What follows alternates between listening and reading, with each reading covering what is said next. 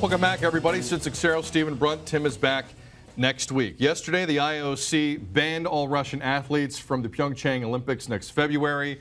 We all wondered what Vladimir Putin would do. Today, he announced he is not blocking any of his athletes, his clean athletes, from going. If they want to go, they can go. Dick Pound joining us now on the line, former IOC vice president, first president of the World Anti-Doping Agency. Mr. Pound, welcome to the show. Thank you for joining us. Thank you. Let's start with Putin today. Were you surprised by what he did? A little bit. I'm not sure, whether they've thought through the implications of whoever is allowed to compete from Russia being there as Olympic athletes from Russia, sort of basically advertising that the country they come from was expelled for cheating. And every story of every one of those athletes, for the billions of people watching the games, are going to be that they're from a country that was expelled from the games for cheating in drug use. Do you think, Dick, that the fact that Putin, that there is no, that they're not going to walk out, that he's not going to take his ball and go home here, does that in some way does that justify the IOC's approach to this? Because that would have been a dangerous path for the Olympics, maybe. Putin's certainly, there are no mea culpas coming from Putin here either. But the fact that Russia is still going to be part of the family, the sporting family, while accepting the punishment, it seems to me that was kind of the ideal outcome for the IOC in this. It's good in one sense, for sure. There is a visible bridge back, and the thought that if everything goes well, maybe the Russian flag appears at the closing ceremony. It allows everybody to draw a line under the whole sordid episode and get on with life. The problem is simply drawing the line without ever acknowledging that you've transgressed or that you've made some changes to make sure it doesn't happen again could mean that you just go back to business as usual.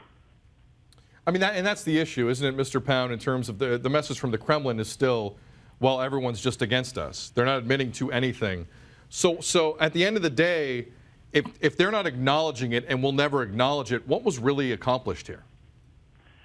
Well, we kicked them out. I mean, they were exposed to the entire world. Now, you've got domestic Russian consumption. That's all very well. But, I mean, there's nobody else in the world that actually believes this is a political plot to discredit Russia. It's the outcome of exposure in pretty well real time of a very, very sordid corruption of the athletes in the games.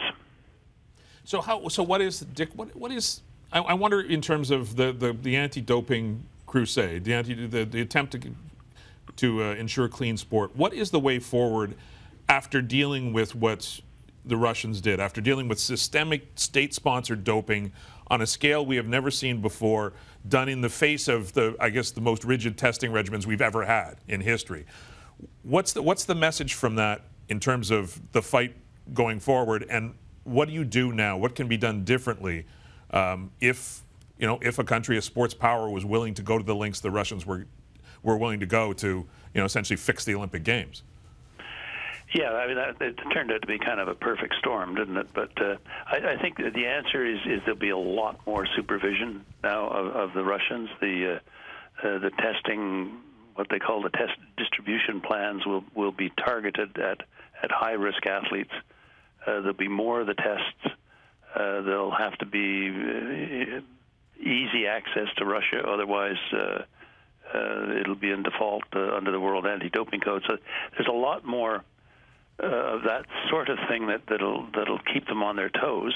But if you know how it is, if you've got a closed country and you can even delay access by people who are going to do the testing by 24 hours, you can clean up traces of a lot of the stuff in systems. So there's a certain amount of chance, as there always is in testing. You got to be lucky to find the right people at the right time for the right things.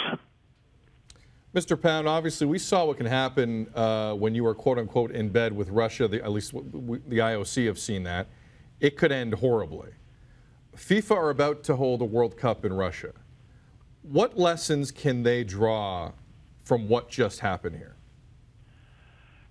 You wonder whether these folks have an attention disorder of some sort. I mean, they're just doing everything wrong, and the fact that the IOC was firm enough to expel Mutko for life, you would think that FIFA would take something from that and say, "Hey, we've got a lot of issues here. We've got the acquisition of this World Cup, and Qatar has the other one under very suspicious circumstances." And you've got a complete reluctance on the part of FIFA to follow up on Rodchenkov's offer to explain how the 2014 World Cup team was doped. And I mean, they're lowered in the snake's belly as far as ethics is concerned already. You'd think they'd like to find some way to demonstrate that the beautiful game is the beautiful game, not some kind of a mafia exercise.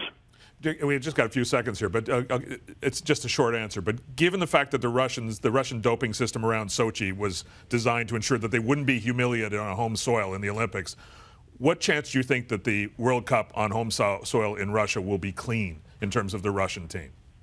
I think now, with all of the oversight, their team will probably be clean for that event. They simply can't afford any positive test at all. It's a story that just doesn't seem to be ending. Mr. Pound, it goes on and on. Yeah, it goes on and on. We appreciate your time. One day, Richard, you're going to come on, and we're going to go, you know what, everyone's clean. What are we going to talk about? One day we're going to talk to you. We'll think about something. and we'll talk about the Leafs or whatever. No, that's too depressing. Well, they're doing okay. Richard Pound, thank you very much, sir. We appreciate it. Okay, anytime. Bye. Dick Pound, former VP of the IOC, first president of the World Anti-Doping Agency.